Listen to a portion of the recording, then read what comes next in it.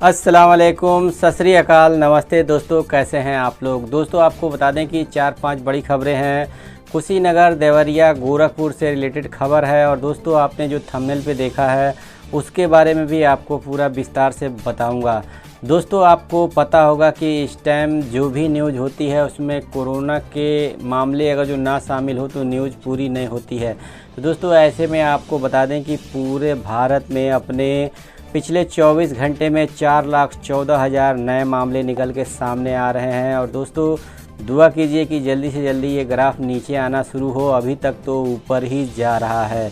वहीं दोस्तों आपको पता होगा कि यूपी में पंचायत चुनाव हुआ और इसके बारे में बड़े बड़े जो लोग हैं और जो आगामी सोचने वाले हैं उनका ये कहना था कि चुनाव जो है रद्द कर देना चाहिए सरकार को, लेकिन सरकार नहीं मानी, अड़ी रही और उसने ये कहा कि सोशल डिस्टेंसिंग का पालन कराते हुए चुनाव होगा। लेकिन दोस्तों आपको पता है कि पब्लिक कहाँ इतना केयर करती है, चाहे जितनी भी सख्ती कर लो। ऐसे में दोस्तों आपने एक खबर सुनी होगी कि जो शिक्षक होते हैं जो ड्यूटी पे लगाए गए थे उन लोगों की काफ़ी लोगों की कोरोना की वजह से देहांत हो चुका है।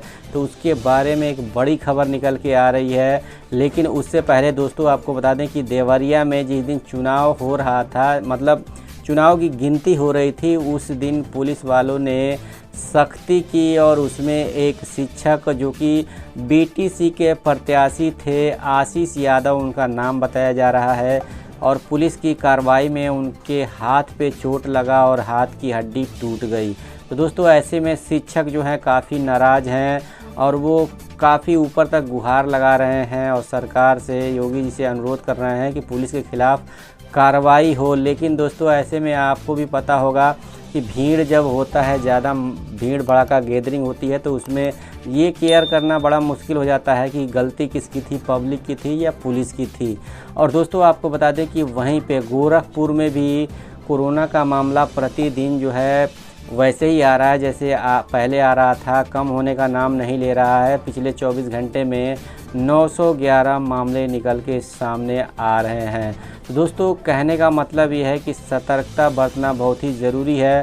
सरकार ने जो गलती की है वो तो गलती हुई है, लेकिन कहते हैं ना आत्मनिर्भर भारत, तो अब हमें आत्मनिर्भर भारत ही बनना पड़ेगा, क्योंकि अपनी सेफ्टी अपने हाथ में। जब तक आप अपनी सेफ्टी नहीं करेंगे बचाव नहीं हो पाएगा। ऐसे में दोस्तों खबर ये निकल के आ रही है कि योगी सरकार की चारों तरफ से आलोचना होने के बाद से उसने फैसला लिया है कि जो शिक्षक जिनका देहांत हुआ है कोरोना के वजह से ड्यूटी पीरियड में चुनावों के दौरान, दोस्तों उनको 30 लाख रुपए उनके परिवारजनों को दिया जाएगा, जैसा कि आप बगल में देख भी सकते हैं।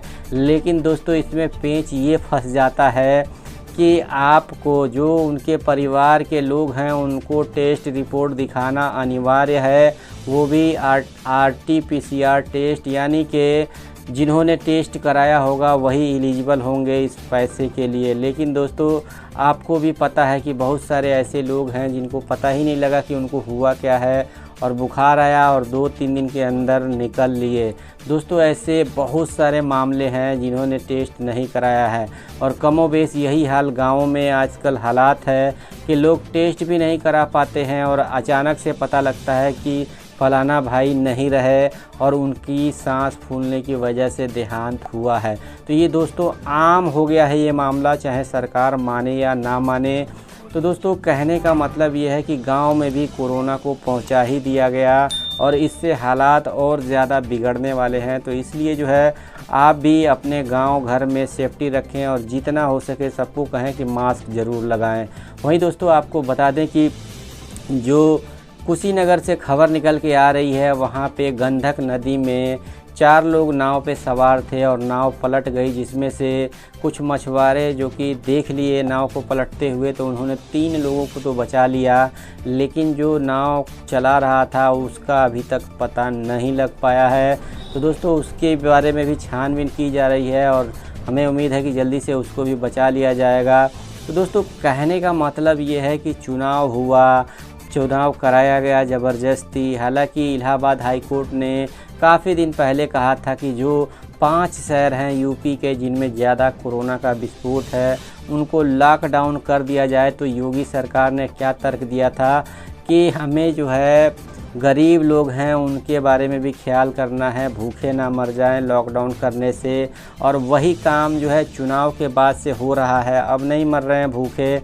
और दोस्तों एक और बात पॉइंट वाली बात है कि दोस्तों जो अधिकारी चुनाव में थे और उनको कोरोना हुआ और उन बेचारों का निधन हुआ, उसमें से भी जिनका टेस्ट रिपोर्ट होगा उन्हें तो 30 लाख रुपए उनके घर के परिवारजनों को मिल जाएगा।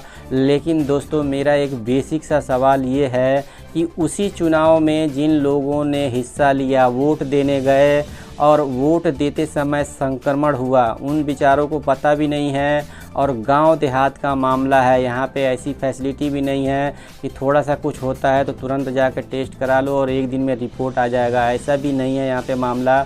यहाँ मैं देख रहा हूँ गांव के हालात कैसे हो रहे हैं, बद से बदतर, लोगों को 1-2 दिन का समय भी नहीं मिलता है और निकल लेते हैं। तो दोस्तों कहने का मतलब ये है कि जो सरकारी अधिकारी ड्यूटी पे लगे थे उनको मुआवजा 30 लाख रुपए दिया जा रहा है। और जिन लोगों ने इन वोटों को देने के लिए भाग लिया, क्या उनको कोई मुआवजा नहीं मिलेगा? अभी आपको बता दें दोस्तों कि गांव में सरकार ने कोई दवाई वगैरह नहीं पहुंचाई है। हालांकि सरकार की प्राथमिकता है कि गांव में अधिकारियों को भेजे, चेक कराए, अगर जो कोई वैसा दिखता है जिसके अंदर लक्षण दिखते हैं उसको पूरी तरह से दवाई मुहैया कराई जाए।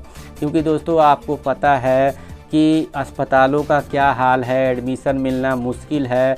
तो बहुत सारे बड़े बड़े शहरों में जो लोग हैं वो आइसोलेशन में अपने घर पे ही रह रहे हैं, तो ऐसे में गांव में एडमिट होना और बेड मिलना दूर की कौड़ी नज़र आती है। तो दोस्तों कहने का मतलब कि गलती किसकी है, जवाबदेही किसकी है, चुनाव ज़बरदस्ती क्यों प्रदेश में ठेला गया और इससे कितना बड़ा नुकसान होने वाला है। क्योंकि दोस्तों इस सरकार को अगर जो लोगों के जान की परवाह होती तो ऐसे गलत सलत कदम नहीं उठाती। क्योंकि दोस्तों आपको भी पता है कि ये कोरोना वायरस कितना ज़्यादा घातक है।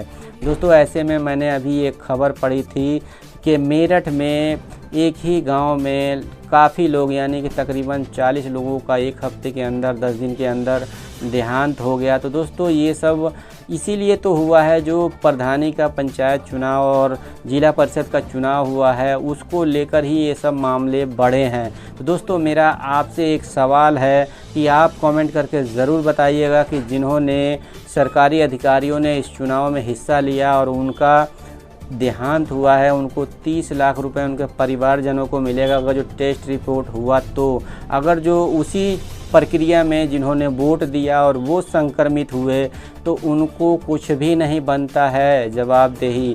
दोस्तों कमेंट करके ज़रूर बताइएगा और आपका क्या राय है ज़रूर कमेंट कीजिए, क्योंकि आपके कमेंट और लाइक से हमारा हौसला बढ़ता है। आखिरी में आपसे रिक्वेस्ट करना चाहूँगा कि चैनल पे नए हैं तो चैनल को सब्सक्राइब ज़रूर करें और वीडियो को लाइक भी कर दें, क्योंकि आपको देवरिया, गोरखपुर, कुशीनगर से रिलेटेड खबर हमेशा हमारे चैनल पे मिलती रहती है। मिलते हैं किसी और खबर के साथ। जय हिंद, जय भारत। दुआओं में याद रखिएगा।